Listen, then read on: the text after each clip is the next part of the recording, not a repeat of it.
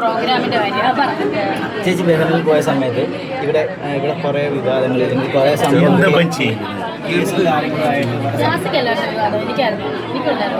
ചേച്ചിയുടെ ചോദിക്കട്ടെ തെളിവില്ലാണ്ട് ഒരാളെ ക്രൂശിക്കാന്ന് ഇപ്പൊ എന്നെ തന്നെ കണ്ടു. ഒരു തെളിവുമില്ല, ചുമ്മാ ഓരോന്ന് ആവശ്യമില്ലാത്തൊക്കെ പറഞ്ഞുകൊണ്ടിരിക്കുകയാണ്.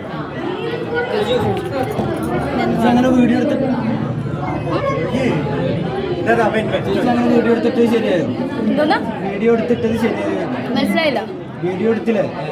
ഞാനിന്നും അറിഞ്ഞില്ല, ഇപ്പോഴാണ് ഞാൻ അറിയുന്നേ. സ്ക്രോൾ ചെയ്തപ്പോ അറിഞ്ഞതാണ്. തെറ്റ് ചെയ്തിട്ടില്ലായിരിക്കുമല്ലോ, എനിക്കറിയില്ലല്ലോ, നമുക്കറിയില്ല, ആളെ നമുക്കൊന്നും അറിയില്ല. ഇപ്പൊ സ്ക്രോൾ ചെയ്തപ്പോ കണ്ടതാണ്. ആൾക്ക് മാനസികമായിട്ട് ആൾ മരിച്ചാണ്. തെറ്റ് ചെയ്യാതെ നമുക്കറിയില്ലല്ലോ. ചെയ്യാത്ത ഒരാളെ ആരും ക്രൂശിക്കരുതെന്നാണ് ഞാൻ പറയുന്നത്. പിന്നെ തെറ്റ് ചെയ്തെങ്കിൽ അത് അവർക്കല്ലേ അറിയത്തുള്ളൂ, നമുക്കൊന്നും അറിയാം. ഞാനിപ്പോൾ സ്ക്രോൾ ചെയ്തപ്പോൾ ജസ്റ്റ് കണ്ടതാണ്. തെറ്റ് ചെയ്തെങ്കിൽ തെറ്റായി, തെറ്റ് ചെയ്തെങ്കിൽ നമുക്കറിയില്ലല്ലോ ആളെന്താ അങ്ങനെ ചെയ്തെന്നൊന്നും അറിയില്ല. ഓരോരുത്തരുടെ മാനസികാവസ്ഥ ഒരാളാണ്. എന്നുവെച്ചാൽ എനിക്ക് ഒന്നും പറയാൻ പറ്റില്ല.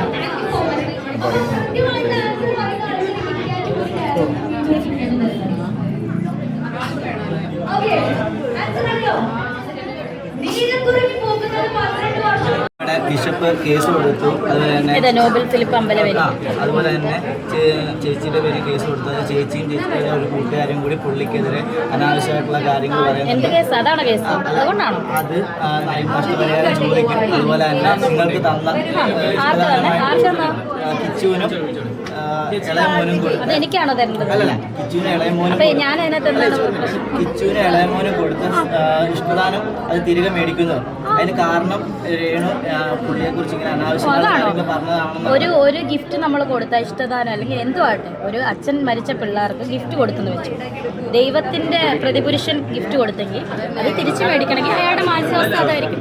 പറയാൻ പറ്റും, പക്ഷേ പറയത്തുള്ളൂ, ചോദിക്കാം. വേറെ കുറച്ച് വെബ്സൈറ്റിൽ കണ്ടു പുള്ളി പറഞ്ഞ പല കോൾ റെക്കോർഡും തീർച്ചയായിട്ടും എൻ്റെ കയ്യിലുണ്ട്. അതായത് പുള്ളി പറഞ്ഞത് ഇങ്ങനെയാണ്, ഈ വീടും സ്ഥലവും തന്നതുകൊണ്ട് എനിക്ക് യാതൊരുവിധ കുഴപ്പമില്ല, പ്രശ്നമില്ല. ഞാൻ ഒരിക്കലും രേണുവിനെ കുറ്റപ്പെടുത്തത്തില്ല എന്നാണ് എൻ്റെ ചേച്ചി, എൻ്റെ സ്വന്തം സഹോദരിയോടാണ് പറഞ്ഞത്. എനിക്ക് മറ്റുള്ളവരെ പോലെ പേഴ്സണൽ വോയിസ് ഇട്ട് വേണമെങ്കിൽ ഏത് മീഡിയയ്ക്ക് കൊടുത്താലും അത് കത്തി കയറുമെന്ന് എല്ലാവർക്കും. പക്ഷേ എൻ്റെ ഈ ഫോണിലല്ല, പഴയ ഫോണിനകത്ത് ഞാൻ ഇന്നലെ വൈകിട്ട് ബഹ്റൈനിൽ വന്ന് ഞാൻ ആദ്യം നോക്കിയത് ആ റെക്കോർഡാണ്. ആ റെക്കോർഡ് എൻ്റെ കയ്യിലുണ്ട്. അത് കേസോട്ട് മുന്നോട്ട് പോട്ടെ, നമുക്ക് കാണിക്കാം. അത് അന്നേരം കാണിക്കാം. അവിടെ കാണിക്കാതെ അങ്ങനെയല്ല, അത് അന്നേരം കാണിക്കേണ്ടവരെ കേൾപ്പിക്കേണ്ടവരെ കേൾപ്പിക്കും. കിച്ചു എന്നെ വിളിച്ചായിരുന്നു, എന്നെ ഉണ്ടോ വിശേഷം, സുഖമാണോ എന്ന് ചോദിച്ചു.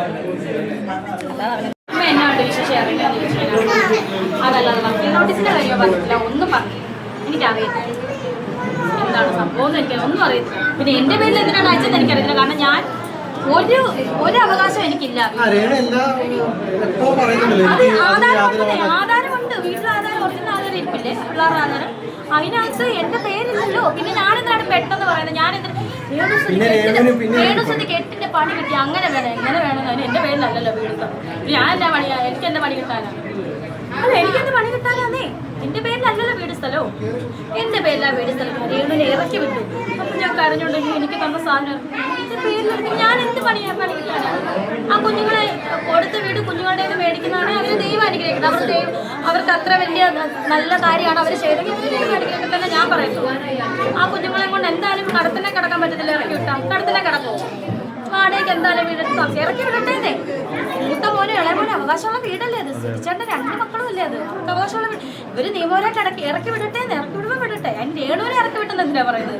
രേണു ഈ വീട് തമ്മിൽ യാതൊരു ബന്ധവും, ആദ്യം ബന്ധമുള്ള മക്കളുടെ അമ്മ, മനസ്സിലായോ? അല്ലാതെ എനിക്കിപ്പം ഒരു 5000 രൂപ കൊടുത്തില്ല 2000 രൂപ കൊടുത്ത് വാടകയ്ക്ക് പോകാൻ കഴിയാത്തതുകൊണ്ടല്ല.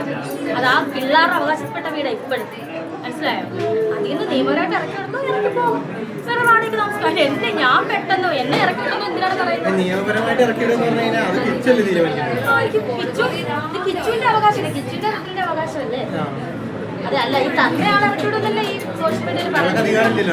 അപ്പൊ എനിക്കറിയത്തില്ല പിന്നെ എന്താണ് ഇതിന്റെ പ്രശ്നം എന്ന് എനിക്കറിയാം. കിച്ചു എന്തിനല്ലേ അതിന്റെ ആവശ്യമില്ല, അവന്റെ അമ്മയല്ലേ, എന്റെ മോനല്ലേ, ഇപ്പോഴല്ലേ അതെന്തിനാ ഇറക്കി വിടുന്നത്? അതിന്റെ ആവശ്യമില്ല.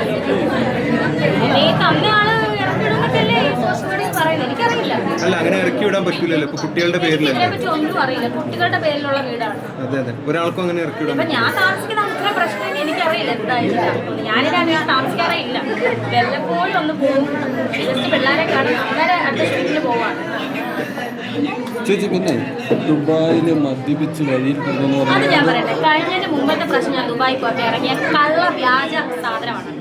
മനസ്സിലായി. ഇന്നലെ ഞാൻ എയർപോർട്ടിൽ നിന്ന് ഇറങ്ങിയോണ്ട് എന്നോട് ഒരാൾ ചോദിച്ചു, ചേച്ചിയെ പോലീസ് എന്തിന് പോലീസ് പിടിക്കണം? എനിക്കറിയത്തില്ല ആര് മദ്യപിച്ചു, എന്ത് മദ്യപിച്ചു, എനിക്കറിയത്തില്ല. ഇപ്പൊ കുറെ മീഡിയ വേറെ അതെല്ലാം സത്യമാണ്. കാരണം ഇത് സത്യമാണെന്ന് ആൾക്കാർ കരുതും. കാരണം കഴിഞ്ഞ ദിവസം ഞാൻ ക്രിസ്മസിന്റെ ഒരു വോട്ടയുടെ കാര്യം പറഞ്ഞില്ല, അവിടെ മദ്യപിച്ച് വഴി കിടന്ന് കള്ളത്തിൽ എന്തിനാ ഏത് ദുബായ് പോലീസ് അറസ്റ്റ് ചെയ്തത്? വ്യാജ വാർത്തയാണ് ഇത്. ഇതിന്റെ അപ്പുറം ഞാൻ കേട്ടിട്ടില്ല. അപ്പൊ ഇതൊന്നും എനിക്കൊന്നും അറിയില്ല. എന്നെ ഒരു പോലീസ് പിടിച്ചിട്ടില്ല. പോലീസിന് അതല്ലേ പണി, എന്നെ പിടിക്കും. അതിന്റെ ആവശ്യമില്ല പോലീസ്. ശരി.